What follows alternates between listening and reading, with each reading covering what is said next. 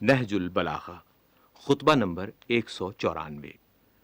امیر المومنین حضرت علی علیہ السلام اپنے اس خطبے میں ارشاد فرماتے ہیں، اللہ نے اپنے رسول صلی اللہ علیہ وآلہ وسلم کو اس وقت مبعوث کیا جبکہ ہدایت کا کوئی نشان باقی نہ رہا تھا، نہ دین کا کوئی بلند مینار اور نہ شریعت کی کوئی واضح راہ موجود تھی۔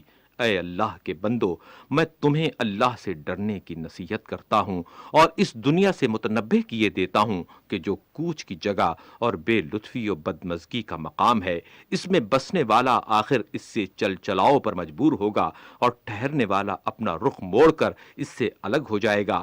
یہ اپنے رہنے والوں سمیت اس طرح ڈاماڈول ہو رہی ہے جس طرح وہ کشتی جسے تند ہوائیں ہچکولے دے رہی ہوں۔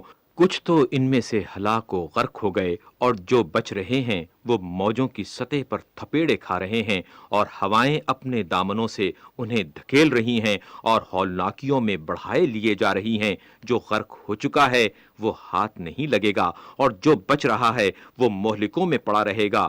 اے اللہ کے بندو، اعمال نیک بجا لاؤ ابھی جبکہ زبانوں کے لیے کوئی رکاوٹ نہیں ہے، بدن تندرست اور ہاتھ پیروں میں لچک ہے کہ جو چاہو ان سے کام لے سکتے ہو۔ آنے جانے کی جگہ وسیع اور میدان عمل کشادہ ہے، قبل اس کے کہ فرصت رفتہ موقع نہ دے اور موت ٹوٹ پڑے۔ اپنے لیے موت کو یہ سمجھو کہ وہ آ چکی، اس کا انتظار نہ کرو کہ وہ آئے۔